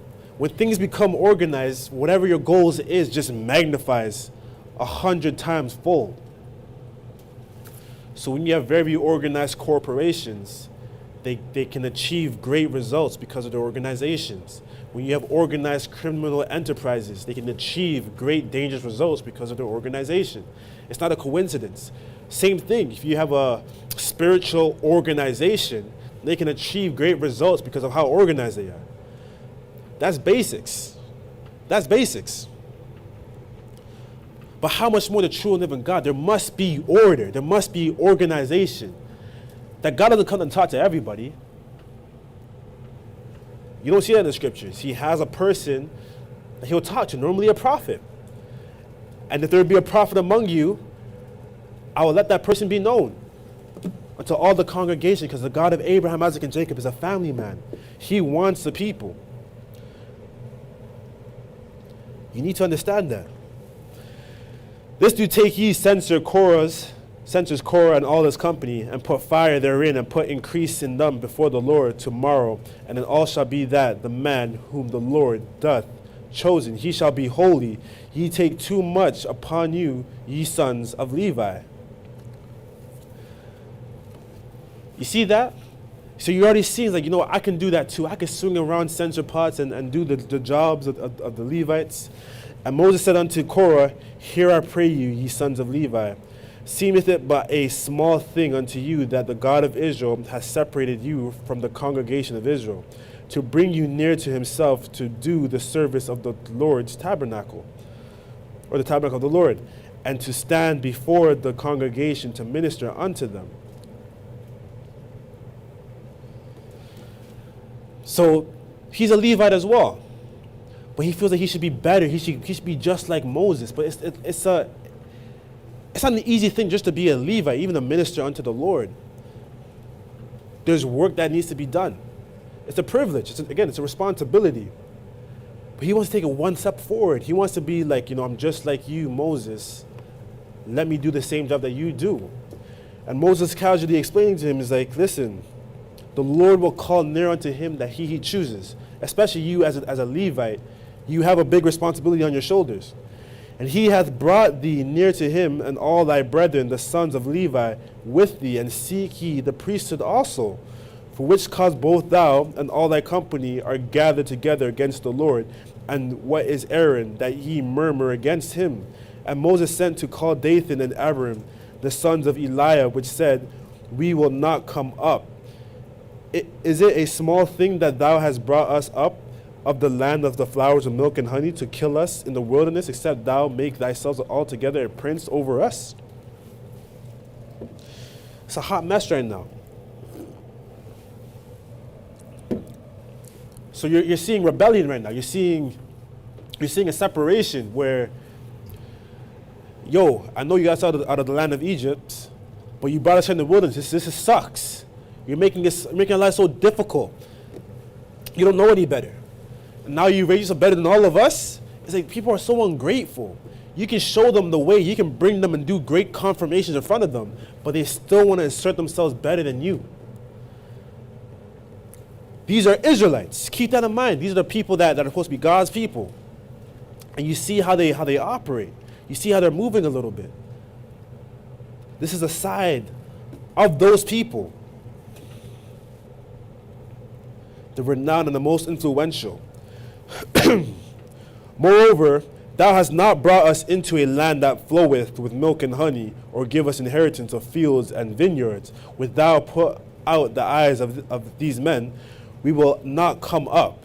And Moses was very wroth, and said unto the Lord, respect not thou their offering. I have not taken one ass from them, neither have I hurt one of them. Before my mom was talking about, after Sherman was talking about, about they do the same thing as us, but then she asks, is that really the same thing? Is that really the same thing? That's the thing about spirituality. You could do and practice the same thing physically, but you have to ask yourself the question, what's happening spiritually? When you read in the scripture and it says, I will cut you off from this people, you may not see a big lion come from the sky and start cutting things in half. You won't see that. But spiritually, something has caused and created a separation. Spiritually, something has caused and created a separation. That's what it means when it says, I'll cut you off from thy people. It's not a physical thing, it's a spiritual thing. You're looking for physical results on spiritual matters. You're confused. You can look and copy these things over here in this household, but you won't get the same spiritual legitimacy or results because it has to be recognized. And it's only recognized when it's established. It's only established when you have an establishment, that things run on an order. Because if everyone just starts doing the same thing and it worked the way that you thought it worked physically, it would be a mess. It would be a mess. But my God is not a God of confusion, that he's a God of truth. And those that worship him must worship him in spirit and in truth. There's a system. There is a program. And no one's above that program. So remember that. And Moses said unto Korah, be thou and all thy company before the Lord, thou and Aaron tomorrow, and take every man his censer and pot, and put incense in them, and bring ye before the Lord every man his censer, 250 censers, thou also and Aaron each of you his censer. And they took every man his censer, and put fire in them, and laid incense thereon, and stood in the door of the tabernacle of the congregation with Moses and Aaron. And Korah gathered all the congregation against them unto the door of the tabernacles of the congregation, and the glory of the Lord appeared unto all the congregation. And the Lord spoke unto Moses and unto Aaron, saying, separate yourselves from among this congregation, that I may consume them in a moment. Now, you guys already know the rest of the story. You already know the rest of the story. You saw that pathway going down. Like, we're reading this together. You know what I'm saying? You and I are both witnessing what's going on here. You have Israelites. You have the Levites that were given the blessings to minister unto the Lord. You have some that were in there that wanted to go up against the spiritual leader at that time, who was Moses, who brought them up out of the land of Egypt, who divided the Red Sea by the power of our God, the God of Abraham, Isaac, and Jacob. They saw that firsthand. They had stories. They had celebrations that they were released from their affliction of 430 years. They walked with Moses on the dry ground through the Red Sea, that they were in the wilderness. They saw manna and quail drop from heaven. They saw all these wonderful miracles. And they too say, you know what, Moses, you're not that special. I'm holy just like you're holy. You bring us here, you assert yourself higher than all of us. You're not better than me. You're not better than me. I'm an Israelite too. I'm an Israelite too. Therefore, I should be on the throne as well sometimes. We can take turns, Moses. We can take turns. Like, stop being so uppity. You think you're so posh. You're not that posh, Moses. I'm an Israelite. I was circumcised and offered up and named on the 8th day too, Moses. Okay? Thank you. I'm an Israelite named too, Moses. Your name's Egyptian. That's how like think about that for a second. Like it's like a little tit for tat battle for a second, but who's holier than thou? You call the God of Abraham, Isaac, and Jacob? I do so too, Moses. I pray. I still pray, Moses. I still sing songs, Moses. I do what you do, Moses. I'm still serving the God of Abraham, Isaac, and Jacob. I just don't think you should be there, because I can do it too, Moses. There's no order. There's no respect. There's no structure. And you see how they rise themselves slowly above everyone else because they have influence. So he's like, you know what, guys? Let's go teach this guy Moses a lesson. He's not better than all of us. He's not better than all of us. I can read scriptures too. Moses, you're wrong about that. You're wrong about that sighting over there. Okay? I know I'm an Israelite too, Moses. You don't have to talk. I know as well as you do. I read the scriptures. I know you were born first and you split the Red Sea, but I know the scriptures as well. And you may have taught me a little bit, but I know better than you now, okay? Sit down. It's my turn. It's my turn, Moses. Like, think about it for a second. Like, how does this happen? You saw the man do it and you're going to turn away from him? It don't make no sense. It's not... physically, logically, that doesn't make no sense, guys. Follow me for a second here. Let me know if I'm going too fast. I tend to speak fast sometimes, you know, but we both witnessed it, and with our own eyes, a confirmation of who Moses was and what he did, that he was chosen. He was chosen to do a job that even my God saw fit, that this is the person to carry out the mission. You know, they say 100 chefs many chefs in the kitchen can spoil the broth. You know what I'm saying? You don't need many chefs, you just need one. Too many leaders, again, will cause division, because like if you have 100 different leaders, they're leading in different directions, you're gonna get a mess. Sometimes The most important positions require just one person to do it and carry out the job and the responsibilities. We can't have oversaturation because it creates confusion, it creates struggle, it creates problems, a lot of problems. Everybody's holy. God is among everybody. Why should Moses and Aaron have so much authority? Just think about these behaviors and characteristics. Think about them for a second, because this is not logical. You saw it and now you're behaving like this is ridiculous. But we're going to look at another story of Israelites. We're going to bring this all together. Let's go to 1 Samuel chapter 8.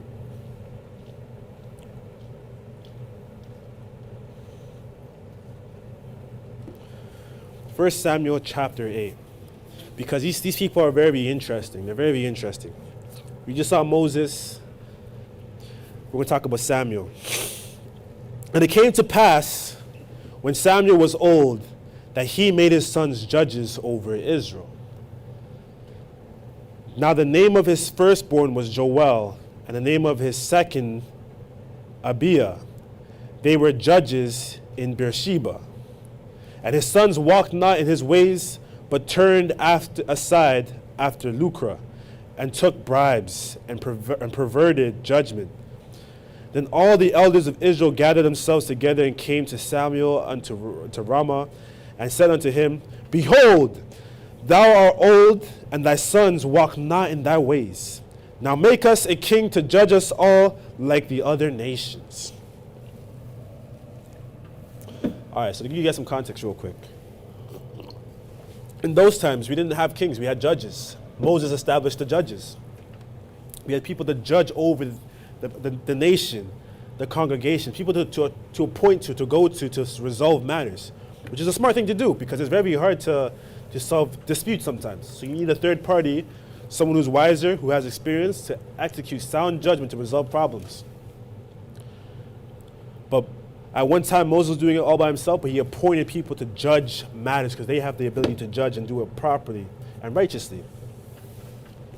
And so that's been the structure that's been given from day one. But now come the time of Samuel, and Samuel does his job, and he judged Israel, but his children did not walk or go in the way in which Samuel did.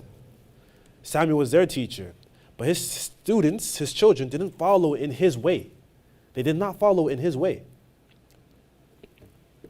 And so the people see that, they see the perverted judgment, the corruption, and they say, listen, yo, Samuel, your children don't follow in your way. We want a king. You know what I'm saying? Think about that. It was always in their hearts because they wanted a king to be like the other nations. They thought this was just their opportunity to insert that. Look, there's a problem. Let's get a king. But then you read the scriptures and you read about the God of Abraham, Isaac, and Jacob, that he is the Lord of lords. He is the King of kings. He is the Alpha and the Omega, beginning and the end. He is our king. So why would they want another king? Let's take a look. Let's figure this out for a second because it's weird. But the thing displeased Samuel when they said, give us a king to judge us. And Samuel prayed unto the Lord, and the Lord said unto Samuel, hearken unto the voice of the people in all that they say unto thee. For they have not rejected thee, but they have rejected me. I should not reign over them. That's deep. Samuel immediately was displeased because Samuel understands what they're doing, but they don't understand what they're doing. They don't understand that they've rejected the Lord thy God, the God of Abraham, Isaac, and Jacob. They don't see that. They just want a king. They're physical again. They don't understand they already have a king over them that reigns over them, that land is his dominion, his domain. But they don't see that. They rejected God. Coming out of the wilderness, going into the land of milk and honey, and the first thing they do was reject the God of Abraham, Isaac, and Jacob. That's your people. Think about that. It's a sad situation. According to all the works which they have done since the day that I brought them out of Egypt, even unto this day wherewith they have forsaken me and served other gods, so do they also unto thee. Now therefore hearken unto their voice, howbeit yet protest solemnly unto them, and show them the manner of the king that shall reign over them. It's a sad situation because God of Abraham, Isaac, and Jacob, like that's your heavenly Father. You know what I'm saying?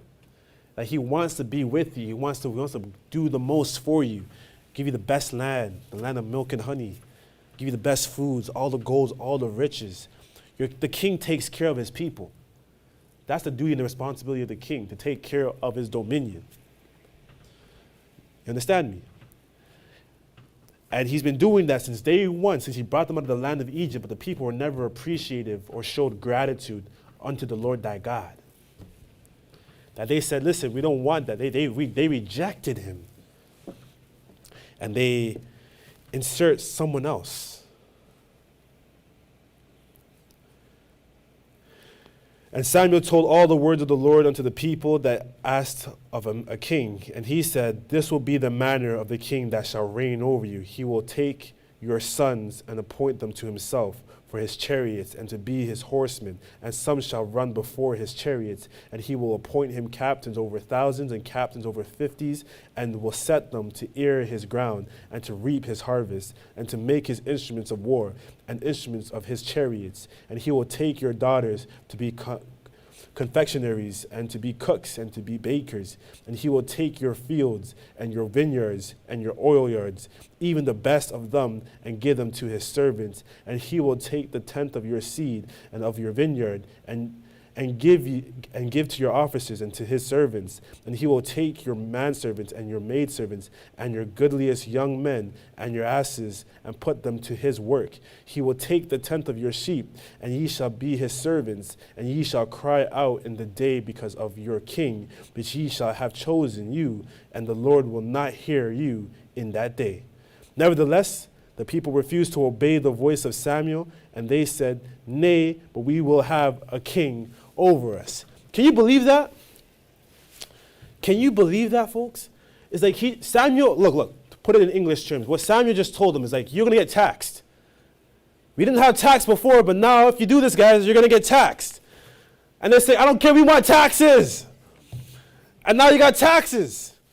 Now you go to work in the field, you work very hard, and now your salary is missing 30% of it. Want to know why? Because the king has it. You work so hard to till your land, to bring out the best grapes and the best fruits, and now 30% of it is gone. Where did it go? Well, the king is to feed his servants. The king is to feed his manservants and the maidservants. You did that. You didn't have taxes before. You had your full income and salary. There was no, what do you guys call it? CCP, PPC? What is that? What is that one that no one likes? CPP? There was no CPP. And you asked for CPP. Now you have it. Whose fault is that? I don't want CPP. Do you want CPP? I don't want CPP. You get what I'm saying? Sometimes when we ask for things and we don't understand, we get the wrong things. You get me? See, guys got CPP, income tax, employment, what's that? Insurance, employment tax. I'm new to this stuff. You know, I'm just getting into the working force. But there's all sorts of taxes and insurance that you have to pay now because you want a king. And it was never like that before because my God was great. He was considerate. He's like, you guys should keep all your wealth. Just 10% for your tithes. But now it's 10% for your tithes and 10% for the king. So you lost 20%. It's not an easy thing. But you rejected God and you got something worse. You got work. You're the best of your children. The firstborn, the strongest, have to go to the army. Your children, your daughters. And he told you that verbatimly. This is what's going to happen, guys. And you did it anyways. And that's the frustration, folks. That is the frustration because you rejected the God of Abraham, Isaac, and Jacob. You rejected your king, the leader, the Holy One of Israel. Come on. The King of Kings, the Lord of Lords, the Alpha and the Omega, the beginning and the end, the great and terrible God of Abraham, Isaac, and Jacob. Like, you rejected him. That we also, verse 20, may be like all the nations, and that our king may judge us and go out before us and fight our battles. You don't want God to fight your battles anymore. You want a king to fight your battles. It's like the God of Israel puts you here, but you want to bring yourself down over here. It's embarrassing. It's sad. But it's interesting. It really is interesting because today in our world, so many people want to be Israelites. At one point, there was no Israelites. It was just me and my mom. Now, there's like everyone's popping out of the corner here and there. I'm an Israelite, he's an Israelite. I'm like, all right, take it easy. I'll be walking down the street, they see my chain and be like, oh my gosh, I'm an Israelite. And they start telling me about God. I'm like, okay, how long have you been an Israelite for? For 3 years. I'm like, relax, bro. I was born an Israelite. Just take it easy. You know what I'm saying? It's like, it's very interesting. But you have to understand what does it mean to be an Israelite? What does that really mean? What are you saying when you do that? This is spiritual warfare. I say spiritual warfare because, understanding is a gift. Understanding is spiritual. Sometimes something important can be right in front of you, but you don't have the spirit to receive it. They didn't have the spirit to understand that they were rejecting the God of Abraham, Isaac, and Jacob. Korah and Dathan did not understand or have the spirit that they were going up against the established authority at that time, which was Moses. They didn't have the spirituality to do it, to see that. And so they fell victim in their own ways. That is spiritual warfare because the spirit moves the body. So when you see these things, you see people rebelling and saying that, why are you holy? I know scriptures too. Just watch that because we've seen it before. I just read it to you. War stands for watchfulness against rebellion. We have to understand the pattern. We have to understand that the war is spiritual. We know the war is spiritual. We know that the spirit moves the body. We know that patterns can tell you about the future. So when you see someone like Korah and Dathan that want to be better than everyone else, wants to get a little bit of spirituality, or when you see the people reject God and even the authority that Samuel the authority that Samuel was, you start to think and ask yourself, who are these people and why are they moving and behaving in that kind of way? A nation preparing for war studies previous campaigns, folks. And I say that because I say that I'm an Israelite. You say that you're an Israelite. But no one acknowledges that this is real. This is you. You are the Israelite. You guys, this is you. You're Korah and Dathan. You killed off the prophets. You killed the Christ. You cut off all the leaders' heads. You always want to find a way to rebel and be better than one another, that you can never be together in one accord. Don't you understand that? If you know that you're capable of doing that, what makes you think that can't happen today? And it's worse today because we have the scriptures. We have the script, the Holy Script. We know how things play out. I've seen this before. I've seen it with my own 2 eyes. I know what that looks like. I know how that unfolded. When you read a story like Korah and Dathan, where they just watched a man separate the waters and walk through it, you saw the holiness. You saw that the Spirit was with the guy right in front of you. You saw it. Me and you both saw it. And somehow, some way, you found a way to rebel and go against them. That you say, I am just as holy as you are. But we both see it. We both see it. And that can't be logical. There's no way that's logical. How can we both watch and witness the spiritual man, the spiritual leader separate the water, turn the water into blood, call forth on the 10 plagues that destroyed Egypt through the hand of God? We see all these confirmations come forward and come through, and somehow, some way, you manage to rebel and go up against the established person. There's no one else that wants to see the people do well more than Moses. There's no one else that wants to see those Israelites find and reach the promised land, more than Moses. There's no one else that understands the situations and challenge that's up ahead of them more than Moses, because Moses is in direct conversation with the spiritual source that's leading them to the promised land. There's no one else. You can't say that you're having those important conversations. You can't say or we're given any instruction to help make a huge drastic change or create a new drastic revelation. You can't say that authentically. But somehow, some way, you manage to rebel and stir up and be different and to go against those that have already been placed in charge. We've seen this before. And you say that you are an Israelite. Being an Israelite is not an easy thing, folks, because it means that you're capable of doing those things. That spirit is still with us even till this day. But what makes it so terrifying is you can have the script right in front of you and still fail the audition. You can have the script right in front of you and still fail the audition. You know what not to do, but you do it anyways because you never took the time to understand your history. You never took the time to actually learn about those people. You never took the time to understand what does spirituality mean and how does the spirit move the body. Spiritual warfare comes in so many different ways. It's the murmuring, it's the back talking, it's the lying, it's the deception, it's the bravado and thinking that I'm better than you and you're nothing like me. It's that, oh, I know doctrine too, so now I'm going to ascend higher than you. There's no respect or consideration of all the events prior to beforehand. A nation preparing for war studies previous campaigns, folks. It studies where the enemy entered, where defenses failed, what caused division, what strategies worked, who betrayed the mission, and why previous generations lost ground. And you have the Bible. They didn't have the Bible. They didn't even study previous campaigns and missions, but you have it. And somehow you still can't see the errors in your ways or the challenges that are up ahead of you. You know, the other night, they had a lesson, survival of the fittest. Who remains spiritually fit for the environment? And I'm grateful to be born in this era, to be here in this time. Because again, 100 years ago, someone like me, it would have been a terrible situation for me. But to have the scriptures, to read about the scriptures, to see the right and the wrong, to have all these things at my fingertips, it's a blessing.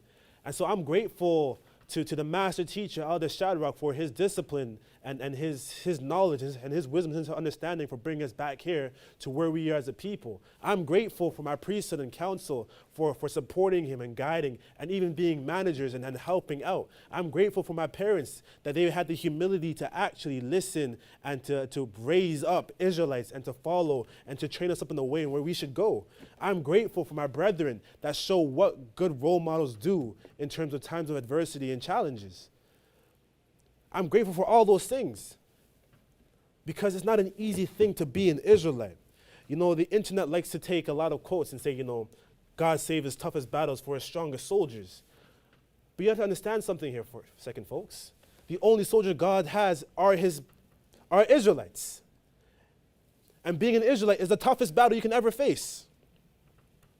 It is the toughest battle you can ever face because you're saying that you're a soldier. You're saying that it's the mission above all things, regardless of how you feel. That your blood ties don't supersede the mission.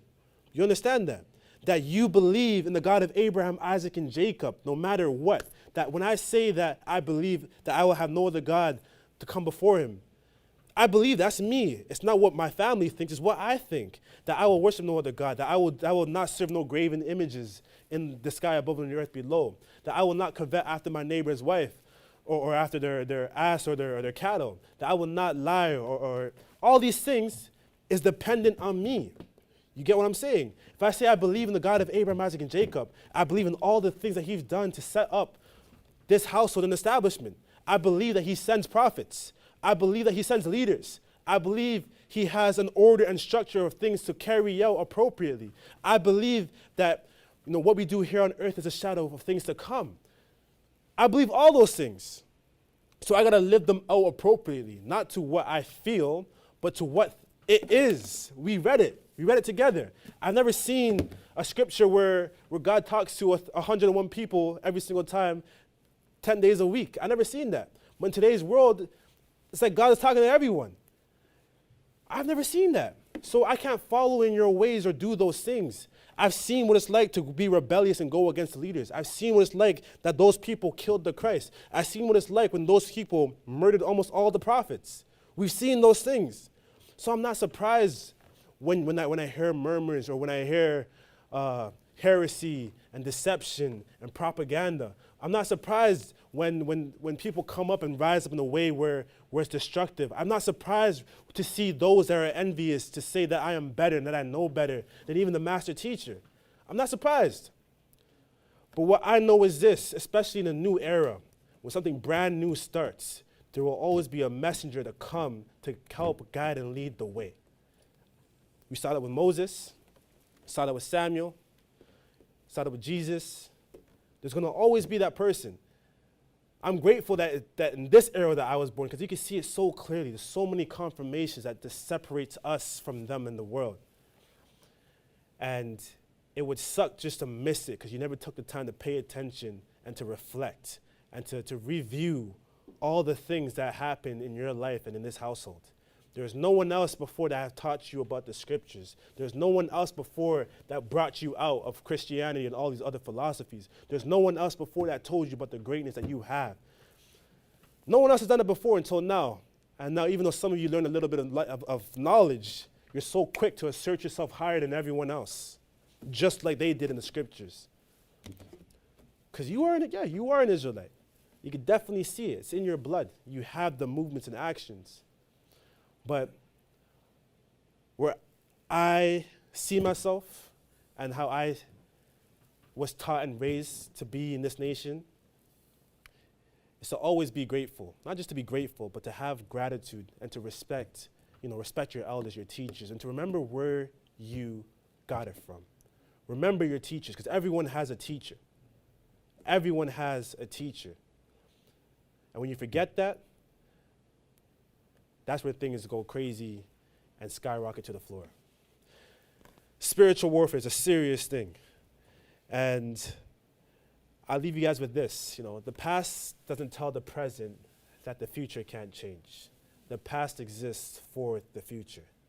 And so when you honor the past and understand the past, it gives you the best opportunity to shape the future. Let's not be like our forefathers in the ways when they do wrong, but let's strive to be better, Let's strive to be authentic. Let's strive to work together and achieve great things, because we can do that. We're still Israelites. We still have the great things that are inside of us, but we also have to be aware of the things that hold us back as a people. And to that, I give you peace.